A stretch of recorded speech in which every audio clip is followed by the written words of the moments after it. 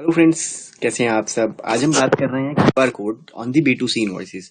So under ई invoicing system dynamic QR code आया है। B2C invoices के लिए डायनेमिक क्यूआर कोड एप्लीकेबल है, क्योंकि B2C इनवॉइसेस के लिए as you very well know कि B2C इनवॉइसेस के लिए ई इनवॉइसिंग करंटली एप्लीकेबल नहीं है। वो केवल B2B और एक्सपोर्ट इनवॉइसेस के लिए ही एप्लीकेबल है। तो B2C इनवॉइसेस के लिए गवर्नमेंट ने डायनेमिक क्यूआर कोड को इम्प्लीमेंट किया हुआ है। सो आज हम इसी के बारे में समझेंगे। और अभी डायनेमिक क्यूआर कोड से रिलेटेड गवर्नमेंट एक सर्कुलर भी लाई थी, जिसमें उन्होंने काफी सारी चीजों को क्लैरिफाई किया था। काफी सारे ऐसे डाउट्स थे जिनको उन्होंने क्लैरिफाई किया था related to the dynamic QR code on the B2C invoices, right. So हम सभी तरह की इनकी चीजों को समझेंगे, एप्लीकेबिलिटी को समझेंगे और सभी अ, चीजों को कवर करेंगे, राइट। आइए शुरू करते हैं। So dynamic QR code on B2C invoices. So first of all हमें ये समझना होगा कि क्यूआर कोड क्या होता है। हम जनरल टेंडेंसी में, जनरल पारामीटर्स में देखते हैं कि क्यूआर कोड जो होता है वो एक 2D बार कोड होता है, जिसको स्कैन करके या तो हमें कोई इन्फॉर्मेशन मिल जाती है, या अगर हमें पेमेंट करना हो तो हम पेमेंट कर सकते हैं। और क्यूआर कोड को हम बहुत इस तरीकों से यूज कर सकते हैं। सो इसी तरीके से अगर अभी करंटली बात करें कि ई इनवॉइसिंग में B2B इनवॉइसेस पे अभी करंटली क्यूआर कोड प्रिंट होता है, जिसके थ्रू आप उस इनवॉइसेस की डिटेल पता लगा सकते हैं। इनवॉइस नंबर, इनवॉइस की टैक्सेबल वैल्यू, कितना उस पे जीएसटी लगा है, क्या उसका IRN है, ये सारी चीजें उस क्यूआर कोड से पता लग जाती है।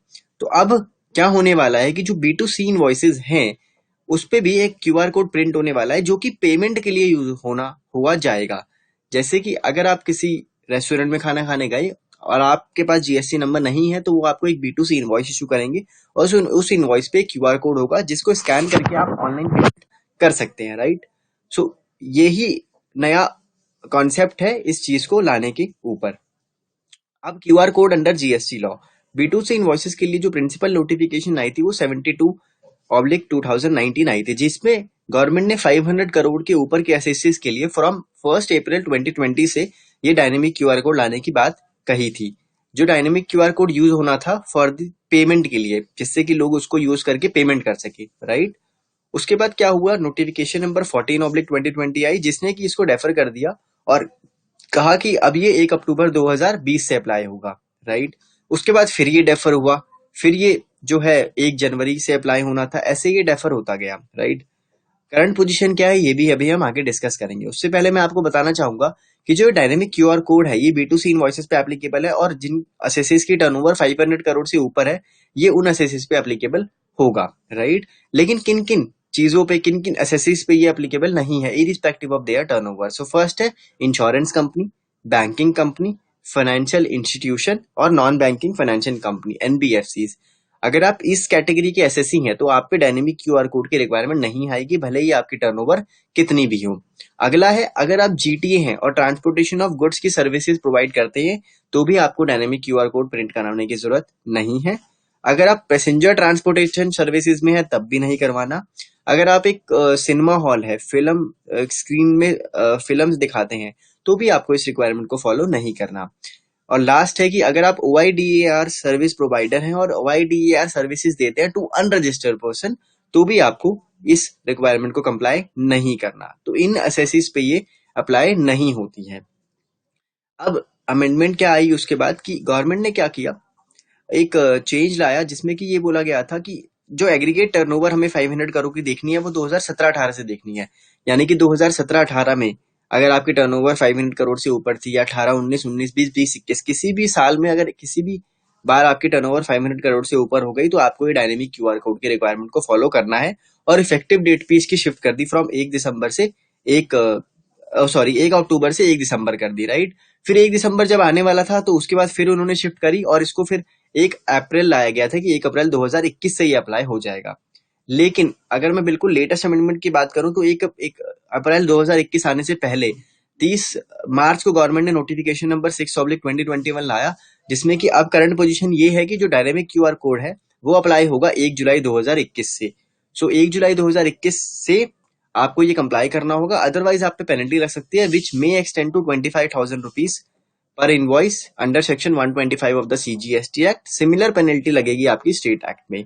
सो अगर आप 30 जून तक इस रिक्वायरमेंट को कंप्लाई नहीं, मतलब अगर करना चाहते हैं तो कर सकते हैं, बट अगर नहीं करते तो कोई पेनल्टी आप पे नहीं लगेगी। हाउएवर 30 जून के बाद यानी 1 जुलाई 2021 से तो ये कंपलसरी है कि आपको dynamic QR code B2C invoices पे प्रिंट करना है अगर आपकी टर्नओवर 500 करोड़ से ऊपर है, प्लस आप नॉन एप्लीकेबिलिटी वाले क्राइटेरिया में फॉल नहीं करते, राइट। सो अभी हमने ये जान लिया, सारा थ्योरेटिकल चीजें समझ ली। अब एक इंपॉर्टेंट एस्पेक्ट मैं और कवर करना चाहूंगा कि आप इस रिक्वायरमेंट को कैसे फुलफिल करेंगे, या फिर अगर आप ई इनवॉइसिंग में करंटली कवर है और ई इनवॉइसिंग की रिक्वायरमेंट को फॉलो करना चाहते हैं तो कैसे आप उसको फॉलो कर सकते हैं, किस चीज के थ्रू। तो उसके लिए मैं क्लियर टैक्स का आपको रेकमेंड करना चाहूंगा कि क्लियर टैक्स एक ऐसी वेबसाइट है जिसके थ्रू आप ई इनवॉइसिंग बना सकते हैं अपने ऑनलाइन सॉफ्टवेयर के थ्रू। और क्लियर टैक्स एक बहुत ही इजी टू कनेक्ट सॉफ्टवेयर है, लाइक मतलब it's very easy from Clear Tax to generate e invoicing and it is completely reliable software. Further Clear Tax has 100% data security, तो आपका जो भी डेटा वहां पे अपलोड होगा वो सिक्योर होगा, इनक्रिप्टेड डेटा होगा, और इनका कस्टमर सपोर्ट भी बहुत अच्छा है। तो अगर आपको ई इनवॉइसिंग से रिलेटेड कोई भी हेल्प चाहिए, ई इनवॉइसिंग जनरेट करवाने के लिए सॉफ्टवेयर परचेज करना है, तो आप क्लियर टैक्स को अप्रोच कर सकते हो। लिंक डिस्क्रिप्शन में है, आप डिस्क्रिप्शन में जाके उस लिंक पे क्लिक करके देख सकते हैं, इनका सॉफ्टवेयर का डेमो भी ले सकते हैं। और अगर आप एक प्रोफेशनल हैं तो आप अपने क्लाइंट्स को भी क्लियर टैक्स का सॉफ्टवेयर रेफर कर सकते हैं, सो दैट आपके क्लाइंट का भी फायदा हो, प्लस आपको भी एक रेफरल कमीशन मिलता है। और लिंक जो है डिस्क्रिप्शन बॉक्स में है। फर्दर क्लियर टैक्स को आप अपने एग्जिस्टिंग ईआरपी में भी इनकॉर्पोरेट कर सकते हैं। जैसे अगर आप टैली चला रहे हैं तो अलग से आपको सॉफ्टवेयर इंस्टॉल नहीं करना चाहते तो आप टैली में ही इनका एपीआई इंटीग्रेशन वाला पार्ट भी ले सकते हैं, राइट। हम आते हैं अपने टॉपिक पे। हम डिस्कस कर रहे थे डायनेमिक क्यूआर कोड के रिक्वायरमेंट ऑन B2C इनवॉइसेस। सो अब मैं बात कर रहा हूँ कंटेंट क्या है क्यूआर कोड की।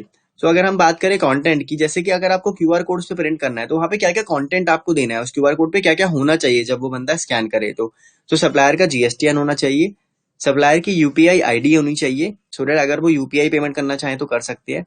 सप्लायर का जो है बैंक अकाउंट नंबर और IFSC कोड भी वहां मेंशन होना चाहिए।